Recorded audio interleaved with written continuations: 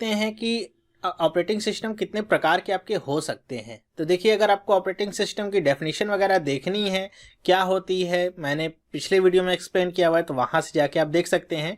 फिर से वही बात मैं यहाँ पे एक्सप्लेन करने के मूड में अभी नहीं हूँ, तो मैं सीधे यहाँ पे टाइप्स पे आ रहा हूँ। देखिए, वैसे तो देखा जाए तो ऑपरेटिंग सिस्टम के बहुत सारे टाइप्स निकल सकते हैं, सिंगल यूज़र, मल्टीपल यूज़र, बहुत सारे ऐसे टाइप्स निकल सकते हैं। लेकिन मैंने यहाँ पे मेन जो टाइप्स हैं वो आपसे यहाँ पे डिस्कस किए हैं।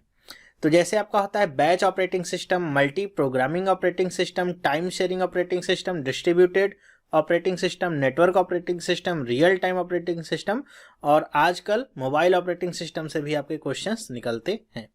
तो ये तो है आपके टाइप। अब हम देखेंगे एक एक करके इन सारे टाइप्स के बारे में, क्या उनकी खासियत होती है। तो सबसे पहले हम स्टार्ट करते हैं बैच ऑपरेटिंग सिस्टम से।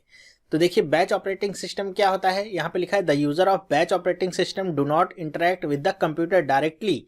देखिए, बैच ऑपरेटिंग सिस्टम में क्या होता है कि इसमें जो यूज़र होता है, जैसे आप यूज़र होते हैं जो कंप्यूटर को यूज़ करते हैं, वो आपके ऑपरेटिंग सिस्टम से डायरेक्टली इंटरेक्ट नहीं करता है। क्या करते हैं कि जैसे मुझे कोई प्रोग्राम बनाना है, तो मैं क्या करूँगा कि प्रोग्राम को ऑफलाइन डिवाइस पे, जैसे पंच कार्ड हो गया, इन सब पे बना करके और कंप्यूटर ऑपरेटर को हैंडल कर दूंगा। एक कंप्यूटर ऑपरेटर जो उस कंप्यूटर को चला रहा होगा उसको मैं हैंडल कर दूंगा। तो कंप्यूटर ऑपरेटर क्या करेगा, जो भी एक तरह की आपकी जॉब्स होती हैं सिमिलर टाइप्स की, उनका एक बैच बनाता है, फिर वो बैच आपका ऑपरेटिंग सिस्टम में डाला जाता है। तो फिर ऑपरेटिंग सिस्टम आपका प्रोग्राम यहाँ पे जो भी उसको प्रोसेस करना होता है सारा वो प्रोसेस करता है। तो यहाँ पे सबसे बड़ी खासियत इसकी तो ये थी कि यहाँ पे यूज़र से आपका कोई भी इंटरेक्शन होता ही नहीं था ऑपरेटिंग सिस्टम का। यही सबसे इसकी बुरी बात थी कि अगर आप अपने ऑपरेटिंग सिस्टम से इंटरेक्ट नहीं कर सकते हैं, केवल आप प्रोग्राम बना के ऑफलाइन मोड में पंच कार्ड में जाके दे देते थे, और उसके बाद जो ऑपरेटर होता था वो उसको लगा देता था जॉब में। उसके बाद कंप्यूटर का ही सारा काम होता था, वो एक एक जॉब को लेता था, एक एक बैच को लेता था, और उसके बाद फिर सबको पूरा कंप्लीट करके ही फिर वो आगे बढ़ता था। तो यहाँ पे आगे आपको दिखा दूँ कि कुछ इस तरह का आपका होता था। ये देख रहे हैं ना, पुराने ज़माने में जैसे ये सब लोग यहाँ पे ये कंप्यूटर ऑपरेटर कहलाते थे। तो ये सारे लोग इसमें कंप्यूटर, ये आपको दिख रहा है, इस तरह का कुछ होता था। तो जो भी आप जॉब पंच कार्ड वगैरह में देते थे तो कंप्यूटर ऑपरेटर उन्हें डालते थे, फिर सारा काम आपका ऑपरेटिंग सिस्टम का ही होता था। इस ऑपरेटिंग सिस्टम की सबसे ख़राब बात क्या थी, मान लीजिए अगर आपको यहाँ पे मैं चित्र बना के दिखा पाऊँ कि मान लीजिए आपके पास यहाँ पे बहुत सारे जॉब्स हैं, मान लीजिए उनका एक कलेक्शन है, यहाँ पे आपने बैच बना रखा है। बैच का मतलब क्या, कई सारे जो सिमिलर तरह की जॉब्स होंगी। जॉब्स का मतलब क्या, कोई प्रोग्राम है उनका आपने एक पूरा बंडल सा बना लिया, तो उसको हम बोलेंगे बैच। मान लीजिए यहाँ पे बैच 1 है और यहाँ पे इसके बाद आपका लगा हुआ है बैच 2 है। तो ये आपका मान लीजिए यहाँ पे CPU है। तो क्या होगा कि ये आपकी मेन मेमोरी में सारे के सारे क्यू में रहते हैं एक के बाद एक। तो अगर यहाँ से ये बैच 1 इस CPU में आता है अपने को परफॉर्म करवाने के लिए, जो भी प्रोसेस होना है सब करवाने के लिए CPU के पास आता है, तो जब तक ये पूरा इसकी प्रोसेसिंग ख़त्म नहीं हो जाएगी, मतलब शुरू से लेके अंत तक जब तक पूरा प्रोसेस ख़त्म नहीं हो जाएगा, CPU किसी दूसरी जॉब को या दूसरे बैच को यहाँ पे एग्जीक्यूट नहीं करता है। तो कई बार ऐसा होता है कि मान लीजिए बैच 1 काम कर रहा है, बैच 1 के काम करते समय जो भी प्रोसेस हुआ, उसके बाद वो कहीं पे आपका इनपुट आउटपुट की अगर कहीं पे नीड हुई, तो वो इनपुट आउटपुट इंस्ट्रक्शंस में आप इस प्रोसेस में चला गया, तो उतनी देर के लिए CPU क्या हो जाएगा खाली, क्योंकि इसके पास अब बैच 1 की जॉब भी नहीं, क्योंकि वो इनपुट आउटपुट के लिए आपकी बाहर भेज दी गई है। तो CPU इतने समय तक क्या पड़ा रहेगा, एकदम आइडल पड़ा रहेगा। जैसा कि आपको पता होगा आइडल का मतलब क्या, कि इसके पास कोई भी काम नहीं होगा, बस ये खाली आपका बैठा रहेगा, आइडल पड़ा रहेगा। तो अगर इसी टाइम में दूसरा काम भी हो जाता तब तो CPU और हमारे लिए भी अच्छा होता। तो इसी वजह से क्या होता था, इस तरह के जो भी ऑपरेटिंग सिस्टम होते थे उसमें क्या टाइम बहुत ज़्यादा लगता था। क्योंकि कई बार क्या होता था, इनपुट आउटपुट ऑपरेशन के दौरान भी बहुत ज़्यादा टाइम लग जाता था। तो जब तक ये फिर से वापस आएगा नहीं, पूरा प्रोसेस जब तक ये कंप्लीट नहीं कर देगा, तब तक ये दूसरे जॉब को यहाँ पे कॉल नहीं करता था एग्जीक्यूट करवाने के लिए। तो जब ये कंप्लीट हो जाएगा, फिर यहाँ से दूसरा बैच उठाया जाएगा, फिर तीसरा बैच आएगा, एक एक के कंप्लीट होने के बाद। और दूसरी इसकी बुरी बात क्या थी कि ये काम करता था केवल, जैसे अगर एकदम अर्ली की बात करूं, जब शुरुआत में बना था, तो ये first come first serve basis पे काम करता था। मतलब जो पहले आएगा उसका काम पहले होगा। मान लीजिए बैच 1 पहले आया, तो बैच 1 जब तक पूरा कंप्लीट नहीं होगा तब तक बैच 2 को कॉल नहीं करा जाएगा। तो मान लीजिए अगर बैच 1 का जो टाइम है वो वो लॉन्ग टाइम का आपका जॉब है, बहुत लंबा कोई जॉब आपने दे दिया है, और बैच 2 वाला आपका जो जॉब है वो आपका शॉर्ट टाइम का जॉब है, कम समय का जॉब है, तो तब पर भी वो ऐसा नहीं करेगा कि छोटे कम समय वाले को पहले कर ले फिर लॉन्ग समय वाले को बाद में एग्जीक्यूट कराए। वो पहले जो आया है पहले लॉन्ग समय के लिए जो बहुत ज़्यादा टाइम लेगा उसको एग्जीक्यूट कराएगा, फिर आपका जो थोड़े समय के लिए है फिर वो वापस आएगा। हालांकि बाद में एक दूसरा इसका टाइप बना था, इसी में थोड़ा इंप्रूवमेंट लाई गई थी, जिसमें आपका शॉर्टिंग हो जाती थी कि जो भी आपकी जॉब्स होती थी कम समय वाली पहले वो एग्जीक्यूट होती थी, फिर उसके बाद फिर लॉन्ग टाइम वाली जॉब्स एग्जीक्यूट होती थी। ये बाद में आपका हुआ था इसमें चेंजेस।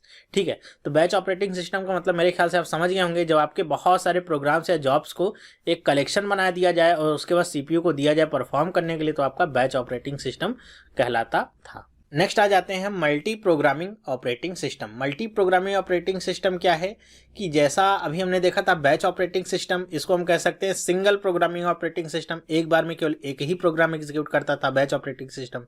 लेकिन मल्टी प्रोग्रामिंग का मतलब क्या है कि मान लीजिए आपके पास यहाँ पे बहुत सारे प्रोग्राम है, मान लीजिए लेता हूँ P1 प्रोग्राम है, P2 प्रोग्राम है, P3 प्रोग्राम है, सब ऐसे लाइन में लगे हुए हैं आपकी मेन मेमोरी में। ठीक है, सारी की सारी मेन मेमोरी में आपके लाइन में लगे हुए हैं एग्जीक्यूट होने के लिए, और ये आपका क्या है CPU है मान लीजिए। ओके, तो CPU एक को कॉल करता है, मान लीजिए सबसे पहले आपका अगर प्रोग्राम 3 आया था, सबसे पहले प्रोग्राम 3 को कॉल करेगा, तो प्रोग्राम 3 आपका एग्जीक्यूट होगा CPU के अंदर, और उसको अगर इनपुट आउटपुट किसी ऑपरेशन की ज़रूरत है, वो यहाँ CPU से बाहर गया इनपुट आउटपुट ऑपरेशन के लिए, तो इतने समय में जो CPU आपका आइडल हो जाता था बैच ऑपरेटिंग सिस्टम में, तो अब ये आइडल नहीं होगा, जितनी देर खाली है उतनी देर में फिर ये आपको P2 को बुला लेगा एग्जीक्यूट कराने के लिए। तो अब यहाँ पे P2 एग्जीक्यूट करने लगेगा, और वैसा ही यहाँ पे काम चलता रहता था। तो इसीलिए इसको क्या कहते हैं, मल्टी प्रोग्रामिंग ऑपरेटिंग सिस्टम, कि यहाँ पे एक बार में केवल एक प्रोग्राम नहीं, एक साथ कई सारे प्रोग्राम यहाँ पे परफॉर्म होते थे। तो इस आपके ऑपरेटिंग सिस्टम की आने की वजह से क्या हुआ था कि जो टाइम था वो कम लगने लगा था, और जो CPU की यूटिलाइजेशन थी, कह लीजिए कि कितना ज़्यादा से ज़्यादा उसे आप यूटिलाइज कर सकते थे, मैक्सिमाइज कर सकते थे उसकी यूटिलाइजेशन को, वो बहुत ज़्यादा इंप्रूव हो गई थी। अगर यहाँ पे CPU का आइडल पड़ा रहता तो क्या काम था, CPU का कोई काम नहीं था, इतनी देर में भी मल्टी प्रोग्रामिंग वाले में हम दूसरा प्रोग्राम एग्जीक्यूट करा सकते थे। तो यहाँ पे क्या होता था कि CPU कभी भी फ्री नहीं होता था, तो उसको हम अधिक से अधिक उपयोग कर पाते थे मल्टी प्रोग्रामिंग ऑपरेटिंग सिस्टम में। मेरे ख्याल से आपको समझ में आया होगा। नेक्स्ट बात करते हैं time sharing operating system. Time sharing, जैसा कि आपको नाम से समझ में आ रहा होगा कि यहाँ पे जो समय है वो साझा किया जाता था, कि टाइम शेयरिंग जो भी टेक्निक्स होती थी उसमें क्या होता था कि बहुत सारे लोग आपके अलग अलग जगह से आपके ऑपरेटिंग सिस्टम के साथ कनेक्ट हो सकते थे। मान लीजिए आपके, मैं कॉलेज की बात कर लूँ कि आपका कोई कॉलेज है, तो वहाँ पे बहुत सारे टर्मिनल्स होंगे, अलग अलग कंप्यूटर्स लगे होंगे, और सारे के सारे कंप्यूटर्स किसी एक आपके टाइम शेयरिंग ऑपरेटिंग सिस्टम से कनेक्टेड होते हैं।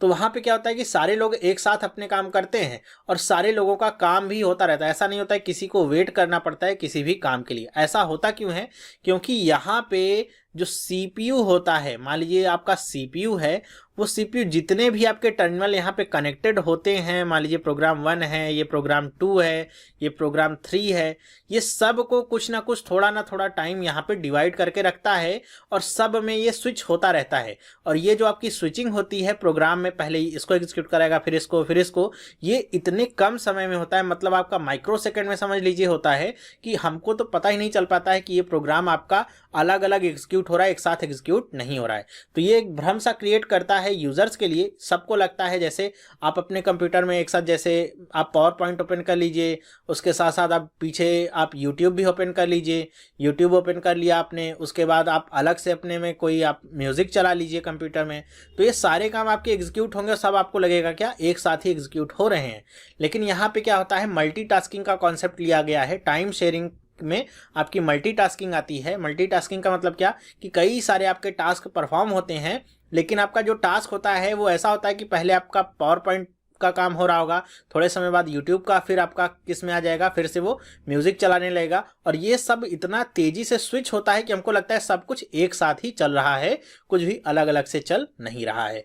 ठीक है, तो ये होता है आपका टाइम शेयरिंग ऑपरेटिंग सिस्टम। जैसा कि आपको मैं चित्र में भी दिखा दूं, जैसे आपका ये CPU है, यहाँ पे बहुत सारे यूजर्स इससे कनेक्टेड हैं, तो सब लोग काम करेंगे और CPU देखिए सब को क्या करेगा, ये टाइम डिसाइड करके रखेगा। अभी ये यूज़र 5 के पास है, तो यूज़र 5 ने अगर कुछ कहा है तो यूज़र 5 के पास है, फिर ये आपका स्विच होकर इधर आ जाएगा, फिर इधर आ जाएगा, फिर इधर आ जाएगा, इधर आ जाएगा, मतलब सबको ये टाइम अपना देगा और किसी को पता भी नहीं चलेगा कि ये आपका CPU ऐसा स्विच होता जा रहा है। तो यही होता है आपका क्या, टाइम शेयरिंग ऑपरेटिंग सिस्टम। हालांकि इसकी कुछ कमियां भी होती हैं। इसकी कमियां देखिए क्या क्या होती हैं कि एक तो इसमें रिलायबिलिटी की प्रॉब्लम होती है। टाइम शेयरिंग में रिलायबिलिटी की प्रॉब्लम हो सकती है क्योंकि आपका सारा प्रोग्राम जो होता है सब टाइम शेयरिंग के ऊपर डिपेंड करता है और कहीं भी अगर डिले हो जाएगा तो आपका सिस्टम रिलायबल नहीं रह जाता है। दूसरी बात आती है कि question of security and integrity of user program and data, क्योंकि यहाँ पे सारे लोग एक ही आपके CPU से कनेक्टेड होते हैं तो सिक्योरिटी की प्रॉब्लम भी फेस करनी पड़ती है। फिर क्या है, प्रॉब्लम ऑफ डेटा कम्युनिकेशन, आपके डेटा कम्युनिकेशन की प्रॉब्लम भी इसमें टाइम शेयरिंग में फेस करनी पड़ती है, क्योंकि यहाँ पे सारी चीज़ क्या होती है, टाइम के अकॉर्डिंग ही हो रही होती है कि सबको थोड़ा थोड़ा अमाउंट टाइम यहाँ पे दिया गया है, कितने समय बाद सबके पास ये आपका CPU पहुंचेगा। तो अगर बहुत ज़्यादा हर एक यूज़र बहुत ज़्यादा तेज़ी के साथ काम करेगा तो CPU के लिए डेटा कम्युनिकेशन करने में थोड़ी प्रॉब्लम हो सकती है। नेक्स्ट बात करते हैं हम डिस्ट्रीब्यूटेड ऑपरेटिंग सिस्टम। ये क्या होता है डिस्ट्रीब्यूटेड ऑपरेटिंग सिस्टम? देखिए यहाँ पे लिखा है distributed operating system use multiple central processors to serve multiple real time application and multiple users. Data processing job are distributed among the processors accordingly. मतलब क्या कि जो भी डिस्ट्रीब्यूटेड ऑपरेटिंग सिस्टम होते हैं जो बने होते हैं उसमें मल्टीपल प्रोसेसर्स, सेंट्रल प्रोसेसर मतलब कई सारे सेंट्रल प्रोसेसर्स होते हैं और वो आपके केवल एक जगह पे नहीं होते हैं, कई सारी लोकेशंस पे आपके वो अलग अलग आपके होते हैं, जिससे आपके अलग अलग तरह के यूजर्स उसको एक्सेस कर पाते हैं। तो इसमें जो डेटा प्रोसेसिंग की जॉब होती है वो आपकी ऐसे इंडिपेंडेंटली आपकी परफॉर्म होती है। ऐसा नहीं है कि आपका किसी एक जगह सेंट्रली कहीं परफॉर्म होगी, वो आपकी डिस्ट्रीब्यूट कर दी जाती है अलग अलग प्रोसेसर्स में जैसी जिसकी नीड होती है। तो इस तरह का काम होता है आपका डिस्ट्रीब्यूटेड ऑपरेटिंग सिस्टम में। और यहाँ पे जितने भी आपके सिस्टम्स होते हैं वो सारे के सारे, जैसे यहाँ पे बताया गया है कि हाई स्पीड बसेज या टेलीफोन लाइन्स जो जैसा हम कहते हैं लैन जिसको हम कहते हैं लोकल एरिया नेटवर्क, उसके द्वारा सारे के सारे जो सिस्टम्स होते हैं वो कनेक्टेड होते हैं जिससे कम्युनिकेशन पॉसिबल हो पाता है। तो यहाँ पे जैसे आपको मैं चित्र दिखा दूं, ये आपका आर्किटेक्चर है डिस्ट्रीब्यूटेड ओएस का कि यहाँ पे ये देखिए ये आपका अलग सिस्टम है, ये अलग सिस्टम है, ये अलग सिस्टम है, ये सारे आपके अलग सिस्टम है और ये सारे के सारे एक कम्युनिकेशन नेटवर्क के द्वारा जुड़े हुए हैं। तो यहाँ पे कोई भी आपका डेटा का शेयरिंग नहीं होगी। मतलब ऐसा नहीं कि इसके कंप्यूटर के डेटा की शेयरिंग इसके साथ हो रही है, ऐसा नहीं है, बल्कि एक नेटवर्क के जरिए एक दूसरे के साथ जुड़े हुए हैं। कोई भी आपका अगर टास्क परफॉर्म करना है तो वो आप इन सब में से किसी में भी आप परफॉर्म करा सकते हैं। ये आपके ऑपरेटिंग सिस्टम के ऊपर डिपेंड करता है कि वो आपका कहाँ पे परफॉर्म कराता है।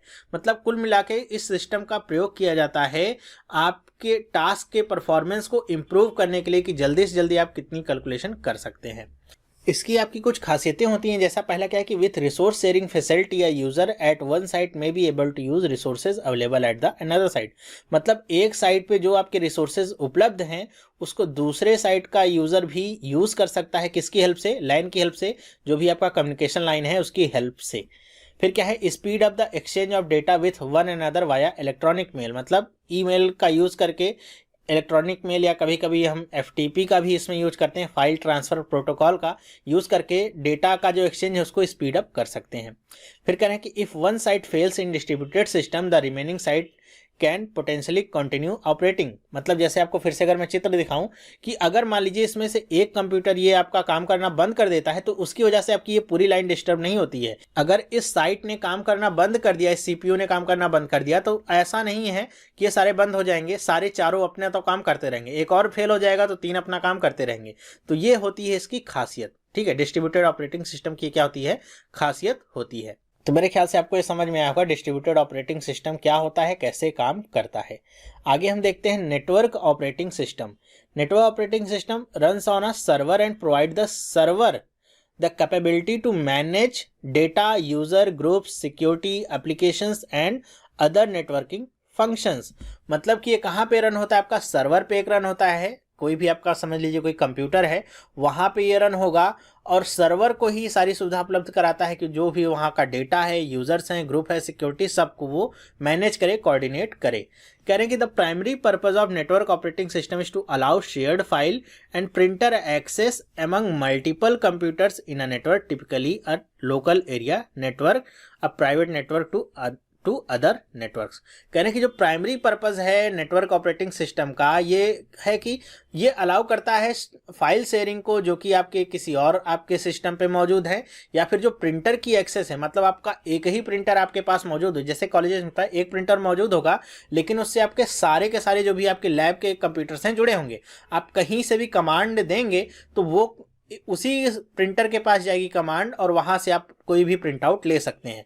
ठीक है, तो ये होता है आपका नेटवर्क ऑपरेटिंग सिस्टम। ये भी आपका अगर देखें आप तो यहाँ पे आप कंफ्यूज भी हो सकते हैं डिस्ट्रीब्यूटेड और नेटवर्क ऑपरेटिंग सिस्टम में, क्योंकि आर्किटेक्चर वाइज दोनों सेम होते हैं, दोनों ही आपके लैन से जुड़े हुए होते हैं या किसी भी आपकी हाई स्पीड बस से जुड़े होते हैं वहाँ पे सिस्टम्स। इसका भी आप आर्किटेक्चर देखिए तो वही सेम होता है कि इसमें भी आपका एक क्या होता है, आपका एक सेंट्रल प्रोसेसर होगा जिससे सारे के सारे आपके कंप्यूटर्स ये क्या होते हैं, जुड़े हुए होते हैं। इसमें बस डिफरेंस इतना सा होता है कि जो भी आपके नेटवर्क ऑपरेटिंग सिस्टम्स में आपके जो कंप्यूटर्स होते हैं उनको ये पता होता है कि यहाँ पे आपके कितने आपके मल्टीप्लिसिटी है कंप्यूटर्स की, लेकिन आपके डिस्ट्रीब्यूटेड में ये पता नहीं होता है कि मल्टीप्लिसिटी कितनी है कंप्यूटर्स की, तो वो नंबर उनको पता नहीं होता है। और दूसरी बात ये होती है कि यहाँ पे आपको कोई भी काम एक्सेस करना है तो सब कुछ आपका सर्वर पे डिपेंडेंट होगा, मतलब मेन सर्वर के थ्रू आपका सारा काम मैनुअली आपका होता है। किसी को एक्सेस अलाउ करनी है तो सारा काम आपका सर्वर से, ये जो आपका बीच का सिस्टम है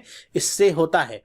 और दूसरी बात क्या कि यहाँ पे अगर आपके इस सर्वर के किसी भी हार्डवेयर में प्रॉब्लम आती है तो इससे आपके सारे के सारे सिस्टम क्या होंगे, अफेक्टेड आपके होते हैं, जबकि डिस्ट्रीब्यूटेड में ऐसा नहीं होता था। तो ये सब इसकी कुछ है इनके बीच में अंतर, जिनको आप याद रखिएगा। तो आपके एग्जांपल्स क्या हो सकते हैं, जैसे Windows server 2013, Windows Microsoft Windows server 2008, Unix, Linux, Mac OS, ये सब इसके क्या है एग्जांपल्स हो सकते हैं। खासियत क्या क्या होती है कि centralize servers are highly stable, कि यहाँ पे जो सेंट्रलाइज सर्वर्स होते हैं बहुत ज़्यादा स्टेबल होते हैं। सिक्योरिटी इस सर्वर मैनेज, मतलब जो भी सिक्योरिटी होती है सब सर्वर के द्वारा मैनेज होती है, तो काफ़ी सिक्योर सिस्टम्स होते हैं। Upgrade to new technology and hardware can be easily integrated into the system, क्योंकि सारी की सारी जो टेक्नोलॉजी होती हैं, जो भी आपके सॉफ्टवेयर अपग्रेड होते हैं सारे के सारे सर्वर डिपेंडेंट होते हैं। आप सर्वर पे सारी चीज़ें आप अपग्रेड करेंगे तो और सारे सिस्टम्स में वो अपने आप ही हो जाता है। तो ये सब इसकी क्या होती हैं, खासियत होती हैं नेटवर्क ऑपरेटिंग सिस्टम की।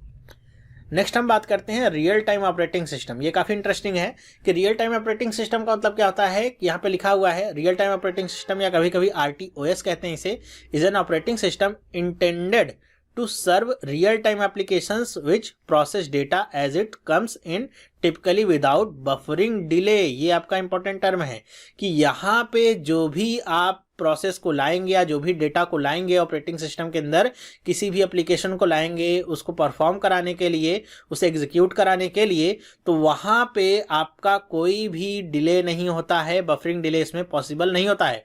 मतलब इसमें जो डेडलाइन होती है काम के ख़त्म होने की वो एकदम फिक्स होती है, उसमें किसी भी तरह का डिले बर्दाश्त नहीं किया जाता है।